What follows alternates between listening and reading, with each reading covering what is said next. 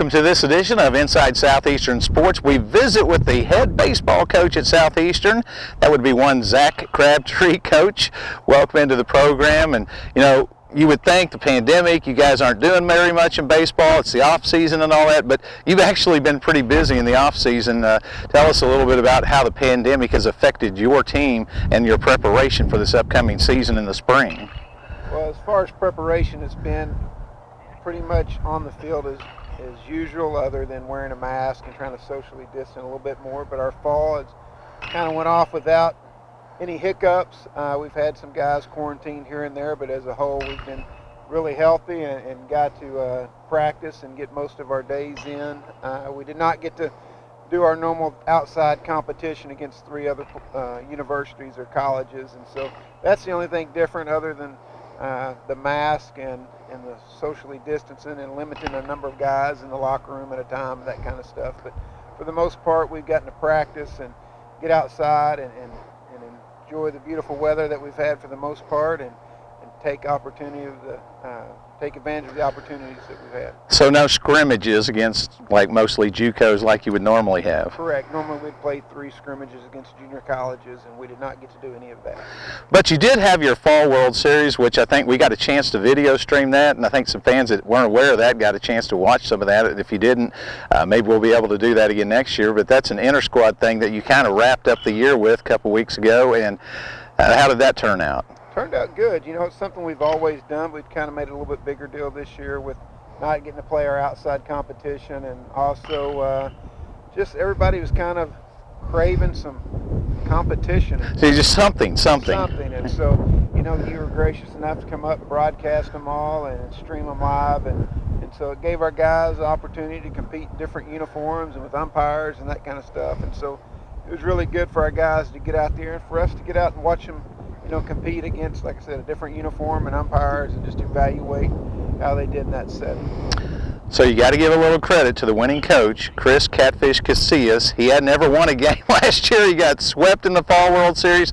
This year he comes out on top. He did. He got swept last year by Coach Cliff's team, and this year Coach Casillas came back and won 3-2. They were down 2-1. He came back and won the last 2 games of the series. It was cut short, but none the rest. He won the series this year, and is very proud of him. And you know, it was good for him because he didn't have to go around 2 years in a row and listen to it all year into the spring and that stuff from Coach Cliff and the other guys. So it was a good job.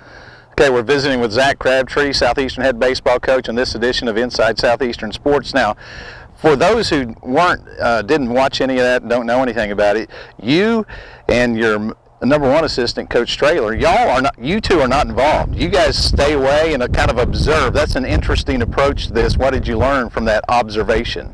Learn some things that we need to work on. You get to really see a lot of things when you're up there and not on the field. Kind of see everybody moving and the bird's eye view. Bird's eye view, and also see some things that maybe Coach Cliff or Coach Casillas might have handled some things differently than I might have, and it gives you a chance to reflect on what's better or what's worse, and something I would change. But also gave it a chance to evaluate our players and listening to other voices kind of being in charge at that time. And so it's very good for us, and it gives our coaches a chance to really be in a spot to be a head coach and run their team for a series. And you know, like I said, it gives all our guys an opportunity to go out and compete. It's old school analytics.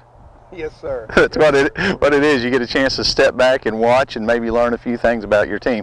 Well, you are, now tell me if I'm wrong, correct me if I'm wrong, you're done for the fall part of the off season, and your next thing will be getting ready for the 2021 baseball season. Is that right? Sort of. Yeah, we have a period called non-championship segment where we get 45 days of practice, and in those 45 days you get 15 hours a week to practice rather than your normal 8 hours that you have the rest of the fall. This year the NCAA decided to come in, and that at the end of your non-championship segment you had to take a 14-day dead period. And so we're in that. So we'll actually get our guys back on a week from tomorrow, and we'll have them until the 20th of November. So we'll get to do just normal off-season stuff back to, you know, our strength and conditioning program, and we'll be able to do some fundamental stuff and some team building stuff for those, I think it's 10 or 11 days that we'll have with them. And then this year the way things are because of the pandemic, campus and on-campus classing is closing after Thanksgiving break, so our guys won't be coming back, so we won't see them again until after the New Year's, and so then we'll have about a month to get going for opening day. And that's less time than you normally would have, right? Normally so, because we would take them all the way up basically until finals week or the week before finals, the dead week, and then they'd be gone till after the first of the year. But yeah, we're just getting less time with them on the back end this fall. Obviously, this is a really unusual situation, this pandemic, and we're doing our social distancing thing here doing the interview, but you had your season cut short right in the middle of it, and so you never got to finish off last year, and those seniors got another year of eligibility. Some of them are back, most of them are back for your team this year, so that means everybody, not just Southeastern, but all college schools have probably more people on scholarship than they normally would have, right? Yes, sir. Most people got their seniors back for another year. We got the majority of ours back, and so guys like Colton Buckner, Davis Jinks, Mason Whitmarsh, Slade Ortiz. So a handful of guys that were, guys that played big roles for us. So it's good to have those guys back and kind of help them help us bring the newcomers along and prepare them for what the GAC holds and for the competition that's in it, and just kind of have somebody that's been through it for 2 or 3 years and can kind of help bring these guys along. It's kind of complicated for the average person to follow what the NCAA is doing in each individual university, but the plan right now is we're playing baseball beginning in February, right? Yes, sir. I think we open up February the first weekend, something like that. We have a couple of MIAA teams coming in for the first weekend. We'll play Northwest Missouri State 2 games and Washburn University for 2 games. We'll play Friday, Saturday, Sunday, Monday. Well, when we were out here for the Fall World Series, and a lot of fans showed up, and they got a chance to see. If you haven't been by the baseball park at Southeastern in, let's say, 4, 5, or 6 years, you probably won't recognize it. The dugouts are different. You got that beautiful hitting cage over there, rigged down the outfield fence. That was a couple of years ago. We named this Mike Matheny Field. You might be able to see that in the background with the nice brick entranceway. It's completely different. The things you did in the off season. Now, 2 years ago, you redid the home plate area and made it turf.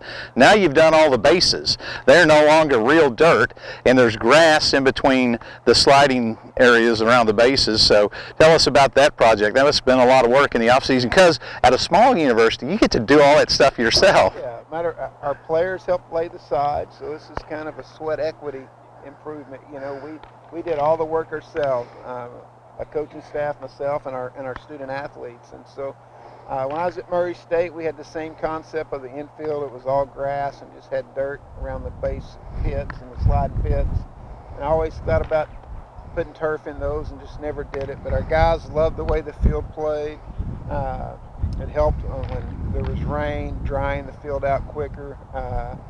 And it just clean look. We like it. It's something different. Nobody else has it.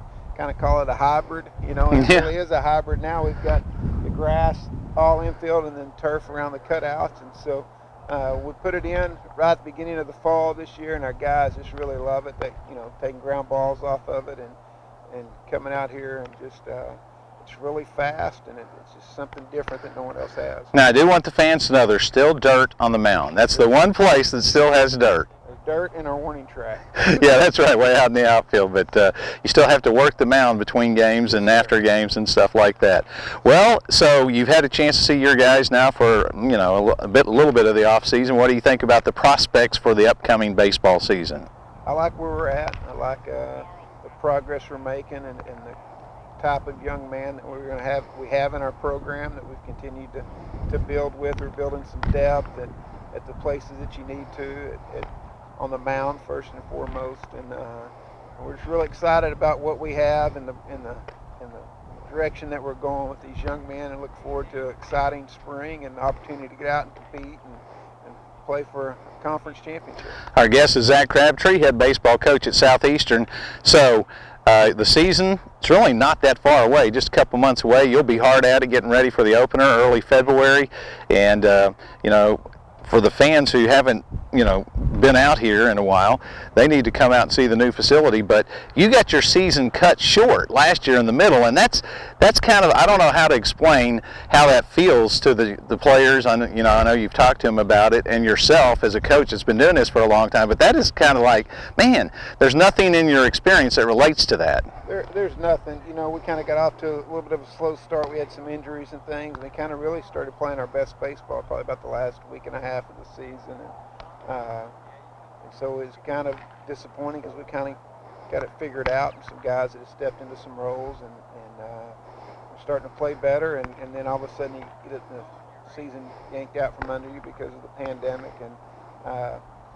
But hey, the sun's still shining, and we're still out here on the baseball field, and so we're going to make the best of it. It happened to everybody in the country, from high school all the way up to the big league started late, and so we just got to make the best of it and look at the positive, and hopefully come out better than what we were when it happened. And the plan is games will start in February for the Savage Storm baseball team, but you still have to deal with the pandemic. Is it a situation where you just got to go, make your plans, go, and then deal with things that come up here and there? I think so. You just got to plan for everything to go on as close to normal as possible, and just be able to make adjustments. We talked about to our guys on a daily basis for every game. There's going to be some kind of adversity in a baseball game. You're not going to get a call. You're going to have a bad hop. You're going to have a bad call. You're going to make an error. There's going to be some kind of adversity, and so life is full of adversity too. And so baseball is a great life-teaching sport, and so we're just going to hit the adversity head on, and like I said, take advantage of every opportunity we got to come out and play the great game of baseball, and go ahead full steam ahead. Well, after sitting up with you, you helped out on the broadcast, and that was a lot of fun. You are a student of the game.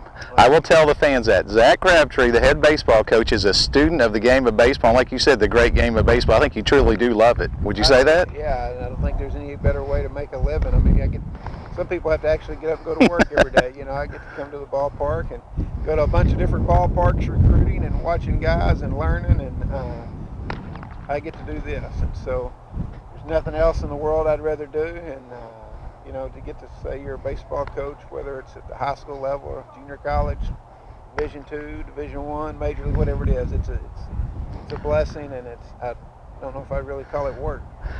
We'll wrap up on this question. The pandemic has affected just about everybody in the country in one way or another. How has it affected you personally? Any particular way? Yeah, we've had a couple players that have had it and got over it. And they're okay? They're okay, doing well. My mother got it 3 weeks ago and is doing well. She had a really tough bout with it, but is doing a lot better now, and hopefully she's going to get released from the hospital here in the next week, less than a week, I think. Wow, that's scary. Go back to rehab. It is. It's a big deal, but until it really hits home, until you get somebody with it, and it's a little different. You always think, it's like anything in life, you think it happened to somebody else until it happens to you, and so I just encourage everybody to socially distance and wear your mask and when you're in public, and wash your hands and really good, and stay clean. Coach, good luck on the upcoming season. Thanks for being with us here on Inside Southeastern Sports. We'll see you next time.